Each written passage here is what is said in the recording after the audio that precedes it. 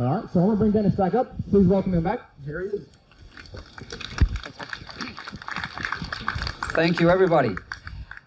So I made a few notes because I kind of go down the meander and I lose track, so I just got this to keep me on track a little bit. But it's interesting, we're standing in front of a building that I worked in for a fair while. I did intensive care there for 5 odd years, on and off, maybe 6 years. Did drug addiction stuff there. I did acute mental health things there. And when you're in the middle of the system, you can see the problems, you start to try to do something about them, and unfortunately, this whole setup where the training comes from, it is a cult training system. And it actually mimics the same kind of training that happens with the SAS. And when you're training soldiers, what you have to do is you have to teach them complex things so their heads are buried downwards. You keep them sleep deprived. Think of doctor's hours. And then you get doctors to learn a totally different language. There's 2 reasons for that. One of the reasons is it keeps them distracted. It keeps them too busy to be able to see what's going on the outside. Then you have this massive peer step up. The junior doctor gets approval from the senior doctor. The senior doctor gets approval from the consultant. The consultant's out of line. He gets disapproval from the professor. So it's indoctrination. And then when somebody like me comes along and starts stepping out of the system and presenting, and this actually happens, peer-reviewed articles from so-called legit agencies, like the British Medical Journal, the American Medical Association literature, and it starts getting ignored, where I knew there was a big problem, I can now see, as most of the people here know, that the whole system is massively flawed. And in fact, it's destructive. And in fact, I think now it's fairly evil.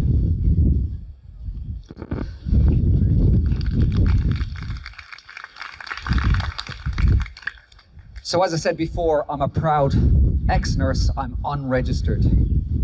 And pointing fingers at the hospital can lead us to a few conclusions. And this is part of what we do as a business structure, Andrea and myself. When we go into a hospital, it's a sterile, quote-unquote, clean environment. And hospitals are some of the most toxic places on the planet. How are we meant to get people well? Blue light is incredibly important. Our bodies work on blue light. But blue light at the wrong times makes us sick. And we're going into these settings that have these fluorescent lights pounding down on patients all day long. How are they meant to heal? You cannot heal if you're in a blue light setting. Then they have these things come out on plates that look like food. It's not food. Most of our illness comes from toxicity or micronutrient deficiency. And we have these people in serious physical conditions that are putting this horrible processed stuff into their bodies. This stuff causes illness, and the hospitals are giving it to them. There's something wrong with the system. And just to reiterate what Andrea said, when people see us in our clinic, I'm not like this. I'm not dropping truth bombs about, lizards eating babies down tunnels, okay? Whatever you think of that, okay? So we actually do approach things from, the side that most people are stuck in, and we gently take them along that journey towards fixing their health. So I'm glad Andrea clarified that. But listen, I'm going to see if Austin's around anywhere, which he is, and he can probably compare a little bit better than myself. But listen, honestly, just listen to Andrea just there, with just speaking from that place of love. Really influences my kind of, I guess, more assertive male energy. And it kind of also does make me think about how important that dynamic between males and females are. We're not against each other. Men, yes, sorry ladies, we are better than women. But women, you guys are also better than men. Okay, and when we align those beautiful energies together, that's where we get our power coming from. And that's another thing that is getting attacked. Men can be women, women can be men. This overlap of gender, it's horrific. And we need people to start speaking out about it. I'm a white male. God damn it, I'm proud. God damn, I'm proud. And holy cow, talk about a strong woman in my colleague Andrea. She inspires me. So well done. We need people stepping into their femininity as well. and we need to be working together, or we need to be calling bullshit on this narrative that we're being given.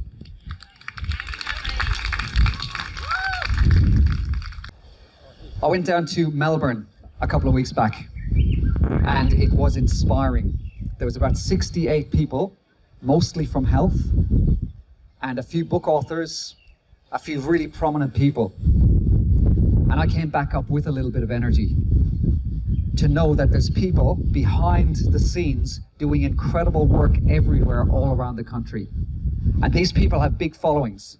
There's a lot happening that we are not aware of, that we don't know about. The reason I throw this in at this stage is it's very easy to realize that we are getting caught up in a war. We're in a war.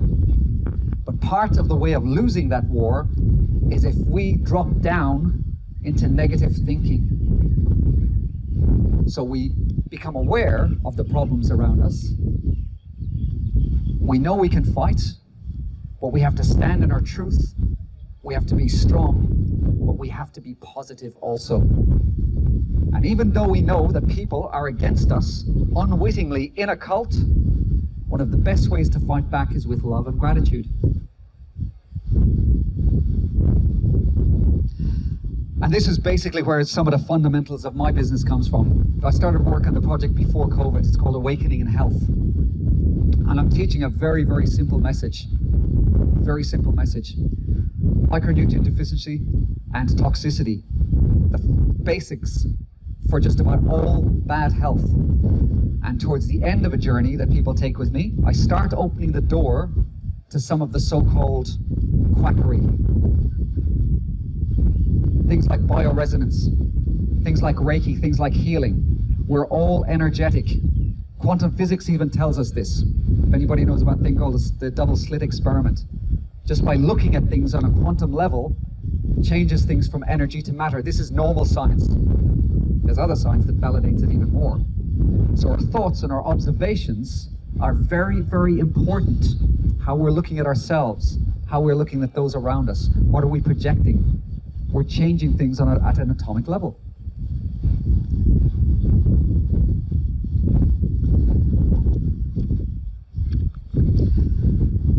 And once we start to get the hang of this more, we can start doing things like being in sunshine, connecting with the earth, connecting with the ground, discharging these things that cause inflammation. And this throws open further doors, especially when we're talking about toxicity. And this is also a part of the war. We cannot be effective soldiers if we're preaching but not walking the walk. So everybody here, if you have any chronic illness or something wrong, you have a duty to fix it. Not just for yourselves, but for the people around you. You need to be inspiring and you need to be leading. And when we're operating from a healthy position, then we can be more effective in this war. So how do we do that? Plenty of ways. One of the first ways is you step away from corporations. Step away from hospitals. Step away from Woolworths and Coles. The stuff that's in those packets is poisoning you. Everybody's worried about supply chain and breakdowns. But if we're buying locally, we don't have to worry about them things. If we're buying locally, we're supporting the people where our food is. There's a lot of research about the fact that food grown locally is way better for you. Shipping and transporting food makes it lose its vitality. Two of the biggest killers that you'll never really hear about in the television or the radio because it's bought and sold by pharmaceutical companies are glyphosate. It's in everything. It's poison. It's the thing they use to control weeds. The other name is Roundup. We need to be getting this stuff out of our system. Another thing is atrazine. And this is the insect killer. And it destroys hormones in your body. So when we're buying all those lovely fruits and veggies and colds and bullies, we're just slowly killing ourselves. We're slowly poisoning ourselves. So take control of your health. Take control of your diet. It is cheaper. If you source locally, it doesn't have to be expensive. It's cheaper than going to the shops. Also, your mark on plastics goes down dramatically. So for any of the eco-warriors out there, it's a win-win. And when we start looking at cleaning things up, we start activating different things in our body. But one of the biggest things that I want to talk about to kind of close out is a thing called the placebo effect.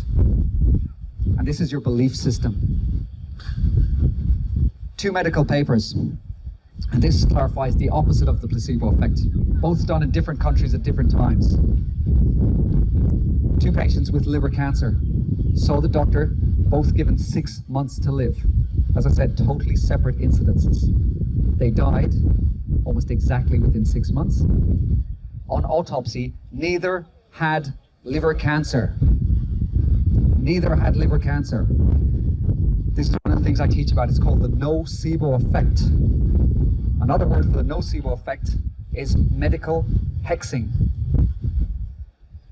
And medical hexing, another word for that, is something called diagnosis. I don't want to show hands, but I want you to think about this. Who here has had a diagnosis? Because spells are getting cast by words, and it's related to the placebo effect. So when we think that we have an illness, our bodies are powerful, they're always trying to help us out. Your body is never breaking down. It becomes overwhelmed and looks like it's breaking down. But part of fixing that is tapping into this innate, beautiful magic that we call the placebo effect. And miracles can actually happen when we tap into that system.